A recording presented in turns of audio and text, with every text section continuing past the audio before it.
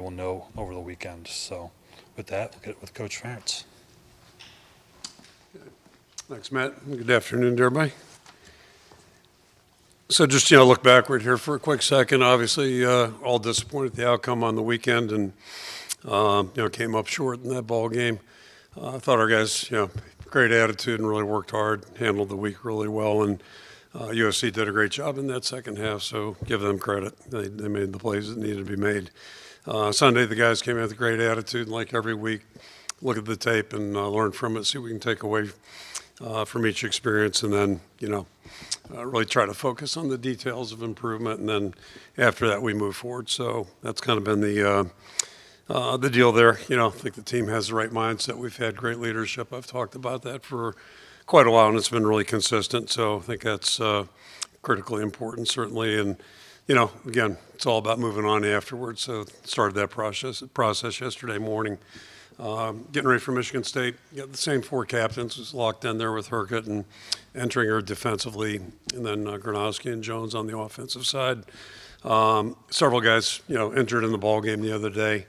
Nobody's really ruled out 100% yet for this week. We got a handful of guys right now. They're just we'll see how the week goes, and hopefully they can progress. So we're not too depleted there, but it was a physical game, tough game from that regard. And then, Michigan State. You take a look at the record. I think that's one story. I think more behind, or more important than that to me is looking at the team and just how they've performed. A little bit like last year, they started out 3-0. Then we played them week 4 in the Big Ten schedule.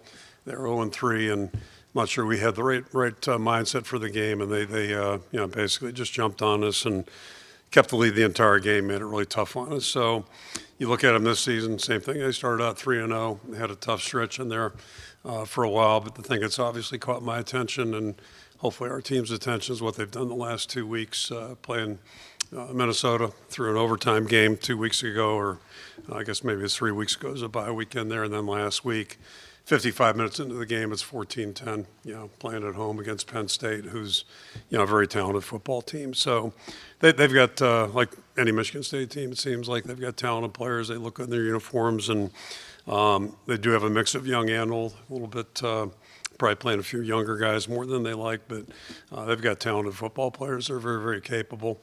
So, I'm just looking at the way they played the last 2 weeks, and I think that's about all we need to do right now. The last part of it is just, you're in Big Ten play. Anytime you're in conference play in November, just expect it to be tough. It typically is. So that's our outlook on those guys. Kid captain this week is Ray Walker, 7-year-old from Indianola.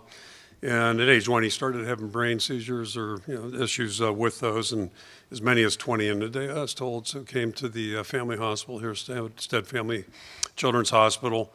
And the care team recommended a surgery. It ended up being a 12-hour surgery. And moving forward now, he's a 7-year-old and doing very, very well. So just unbelievable, some of the things that take place. But great story that way. He's a really, 5 years right now. He's been, seizure-free. So that's a good thing, and enjoys being outside. He's got some animals on their acreage and likes to read, and just sounds like a tremendous young guy. Last 2 things on my list, just want to salute Mark Abbott. He's going to, you got John Campbell a couple weeks ago, and now you got Mark Abbott calling it quits after 26 years. And he had a follow legend too. Father Bob was just a, I don't know how long Father Bob did it, but a great voice in Kinnick, and Mark's done a great job likewise. So just wish he and Mary Jo all the best as they pull back out of that realm. And then last but not least, certainly is we'll get to recognize 28 seniors on Saturday. It's a great group of guys. It's always kind of bittersweet, I think, for everybody involved. Certainly for the players, it's the last time they're in Kinnick, which is a really special thing for each and every one of those guys. And then the parents are right there with them. The parents ride the roller coaster. Sometimes it's worse, I think, for parents than it is the actual players, the roller coaster of emotions and all the things they go through during a career. Some of them 4 years, some of them 5 years, and then even a couple of them were 6. So pretty amazing there. So, some guys are household names to Hawkeye fans, certainly. And then you've got other guys that jump out. You think about a guy like Zach Tweed, who's probably better known for being a good Samaritan. A couple of years ago, helped that family who was in need on I-35, I think it was. Been a tremendous guy on our team, and just a great team, team member. team leader, and also, does a great job in the classroom. Kelby T. Lander, who was an honorary captain as a young kid, and now he's been a really great contributor as a walk-on in our program and special teams player, tremendous young guy. Think about a guy like Kyle Krogh, who's really hasn't seen much significant playing time, but he's been an unbelievable guy behind the scenes, working on the scout teams. He's played through injuries and unfortunately, had to quit this year midseason due to injuries and medical procedures, that type of thing. So he's finishing out his career, but I don't know if we've had a guy in 20 plus years with a better attitude, better work ethic that cared more about the team. And then a guy like Jeremiah Pittman, who's a little different circumstance, was anticipated to be a starter, and same thing, ran into some medical hardships, and I don't think this year has gone the way he envisioned it, and none of us did probably, but that's part of the game, unfortunately. And another tremendous young guy, excellent finance student, and my prediction is he'll probably be running a company here in the next 10 years. Just an outstanding young guy as well. So every guy on the team really has stories, and certainly the seniors have longer ones because they've been here for a long time. So, like I said, it's always a little bit of a bittersweet thing. Got tremendous respect for each and every one of them to run the entire race. All of them have a higher standard in terms of citizenship, academics, and then the football part of it. It's a lot on everybody's plate, and to be a Big Ten student athlete is really a challenge, and to do it in football, I know a little bit more about that. Unbelievable challenge. So, just nothing but top respect for all these guys, and just really be grateful for the fans and can have a chance to salute them, honor them, and then certainly it's not the end of their careers here, but very, very special day, and be a challenge for them afterwards just to kind of get back on the ground and get focused on our game. That's always the tough part of it. So that's the challenge in front of us right now. We're tough, ready for another tough competitive Big Ten football game, and I'll throw it out for questions. Tyler Tashman with the Des Moines Register. Looking at the passing offense from last season to this season, numbers, completion percentage, yards per game is pretty much on par between last season and this season. Can you pinpoint maybe why there hasn't been that sizable growth into this season?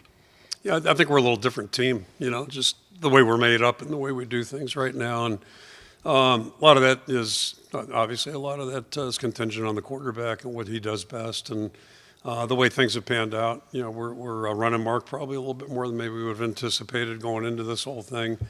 But that's kind of just how things have developed. And, certainly not perfect. We've missed some throws along the way. We've had some protection breakdowns at times. But I think overall the guys have done a good job. And, it's just kind of the way our team is. I think each season unfolds in a certain way. And each, you learn about your players and try to do what they do best. And I think that's just kind of how it's materialized. Chad Lystico, Des Moines Register. I wanted to ask about the three offensive linemen that got hurt. Looked like Bo hit a helmet-to-helmet maybe. The other two guys, it's kind of hard to tell, maybe lower body. Is that fair characterization of those? And then, what can you say about the severity of those injuries? You said they're not 100% chance, but is it like 5% chance that they'll play? First thing I would say is it didn't help the cause Saturday, obviously. It's one of our strengths right now. And then, I'm not real good on percentages, but, I think it's all realistic to think all three of them have a good chance to play.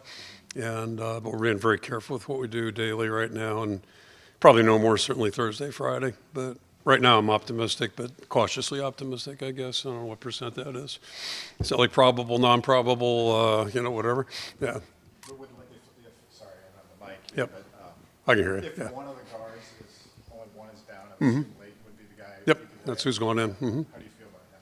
Good. He's really done a great job. I can't remember, it was a couple of weeks ago where he jumped in there and I thought really did a good job. And, again, we get to watch these guys in practice. You guys don't get that exposure for guys that aren't playing as starters.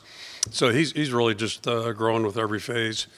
And, we got great confidence. I thought he did a nice job again Saturday. And, if he's the guy in there, he'll do fine. Tom Kakert, Hawkeye Report.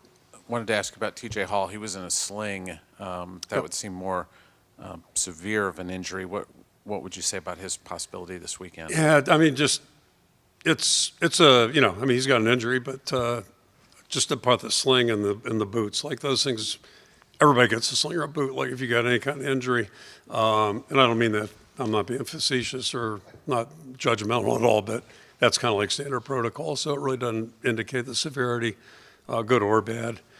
But yeah, he's working through it too, and we'll see how it goes. I'm not overly optimistic, I guess, out of all the guys that got injured, but we'll see. And if he doesn't go, Deshaun will jump in there and do a great job. Just all these injuries, feel good about the guys going in, but you start getting stretched thin a little bit. We're not unique. I mean, every team in the country is going through this, and this time of year. So but Deshaun will do a great job. Old Zach and next man up, Jalen or Rashad Godfrey, whoever it might be. Madison Hurtzik, the Gazette. I wanted to ask about the senior class a little bit more. Yep. They had a rather unique start to their college journey, being in that weird COVID start. A lot of them didn't get a full senior season in high school. Very, very different first year for college. For them to be able to overcome that to start a college career and then continue to grow into some of the leadership roles you were mentioning earlier, how have you seen this class develop through a rough beginning and then to where they are now? Yeah, I could talk for a half hour on that topic. It's just because we all lived it, I think all of our lives were, our worlds got rocked that year. But as a coach in college athletics, or I guess coach at any level for that matter, but especially in college, I think it was really impactful just because of the things that you cited. A lot of those guys, some played in the spring of their senior years, some played in the fall, some didn't play at all. And, depending on where they were geographically, you saw kids move to a different state sometimes so they could play. Just all kinds of crazy stuff that you would never expect to happen. And then, you hit the nail on the head. I remember they got here in June. Back then, everybody, for the most part, came in June. Basically, they were sequestered to the dormitory. They were allowed to live in the dorm, come over here, and they could train, but small numbers. And then they had to go back to the dorm. I think downtown was totally shut down. So what a way to start your college career. In some ways, it maybe was a benefit because they all had to kind of draw together. It was basically them and nobody else. There was nobody else around here. But all that being said, just a weird time for our country and certainly a weird time to be an incoming team member. And I guess they're a little bit more fortunate, the average student, because at least they had a support network here in this building.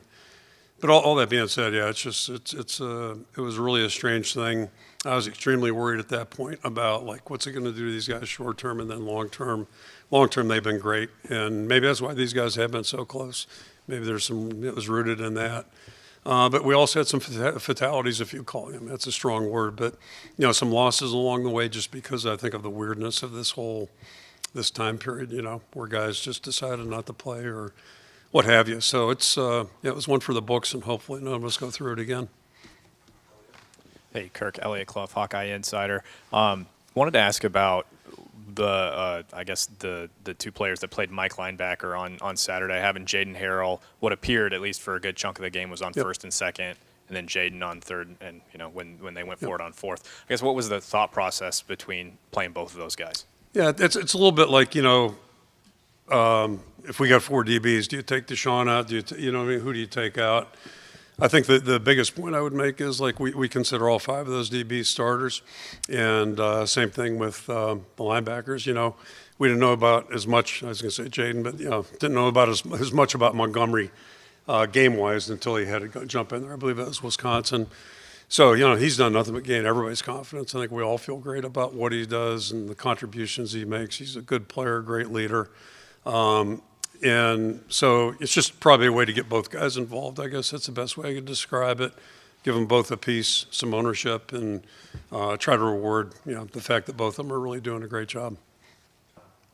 Tom Kakert, Hawkeye Report. Wanted to ask you more about some of the guys that you've kind of acquired over the years that are seniors now. Like the one-year guys, you're kind of betting on something there that they'll fit in and assimilate to the way you guys do things. With Mark, Jonah, we talked to those guys today about, what's that process like to find those guys and make sure that they're good fits for you guys and how they've worked out for you?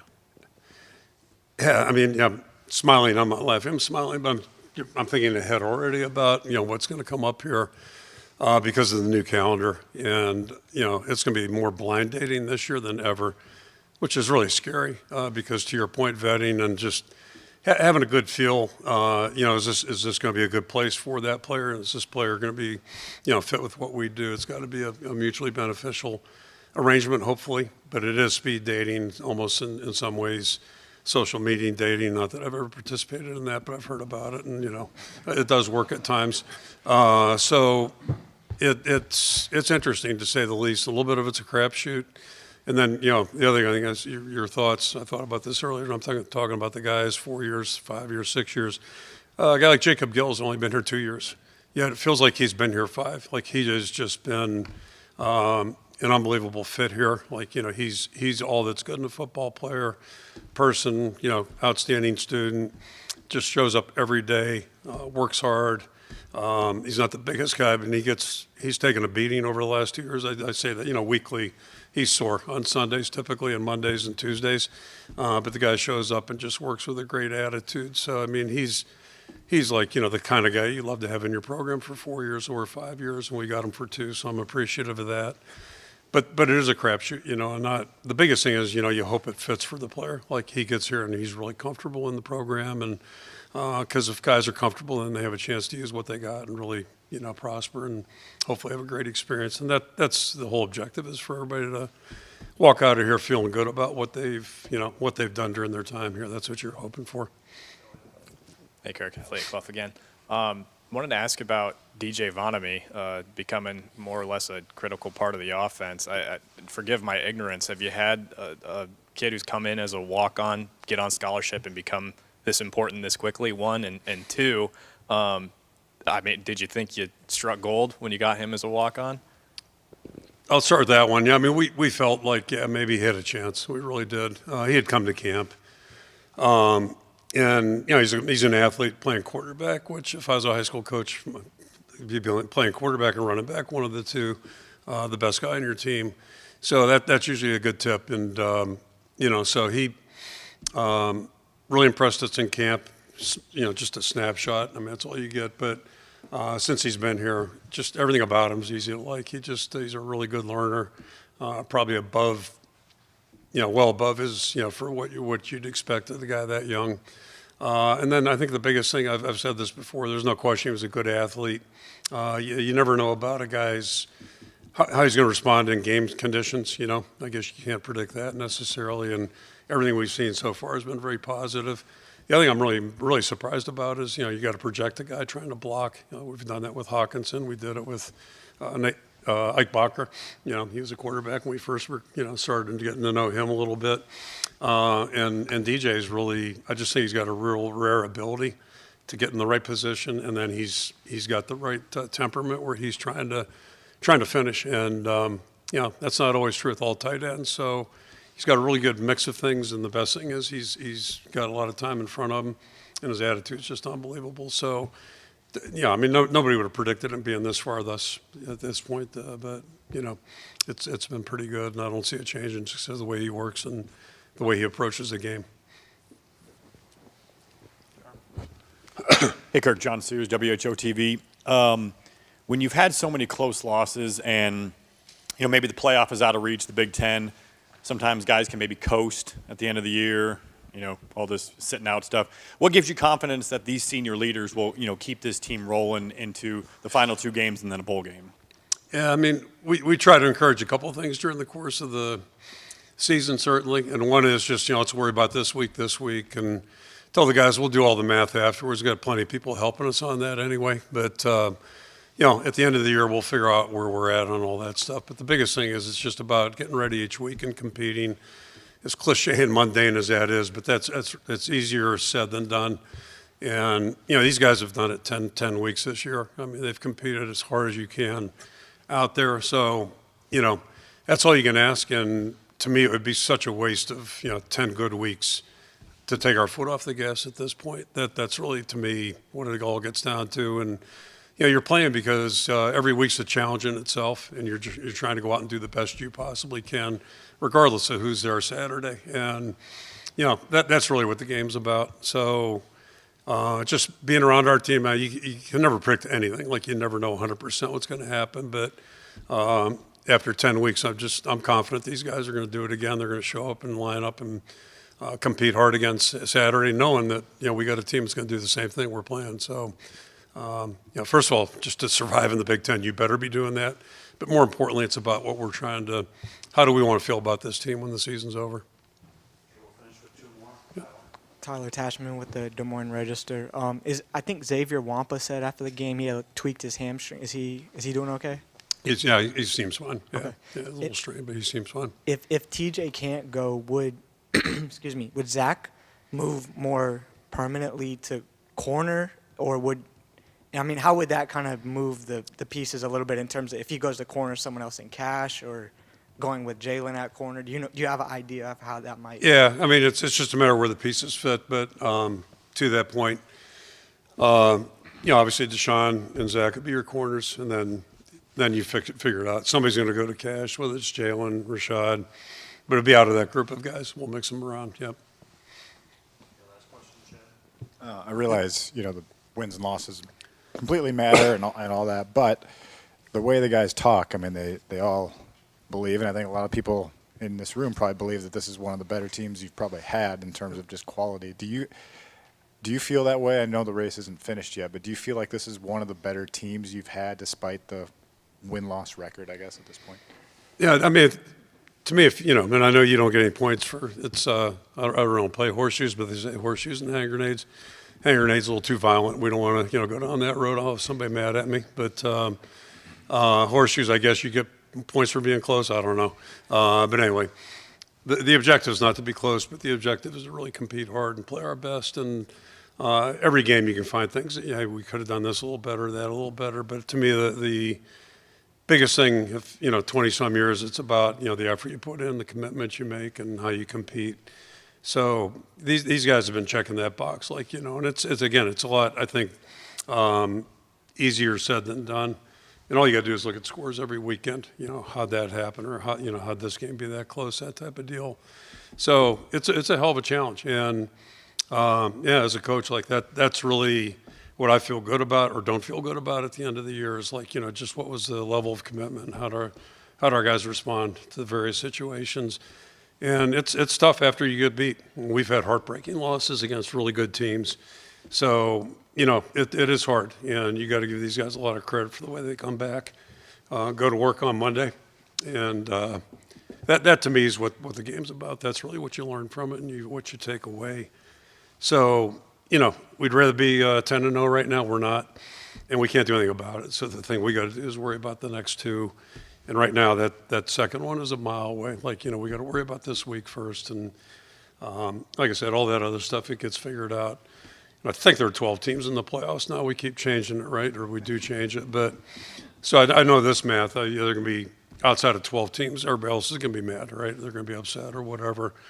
So obviously, you'd rather be in that 12. But if you're not, there's still a lot of good teams and a lot of good stories that aren't in that top 12. And I go back to 2001. I don't know if I enjoyed a win more than the Alamo Bowl to go 7-5. So, every season, every game has its own significance, and you can't get sucked into the, they said or they think, all that stuff. To me, you can't, unless you just want to go crazy, drive yourself crazy, and that's, it's not good to do it to yourself. A lot of other people do that. Okay, see you Saturday. Thank you.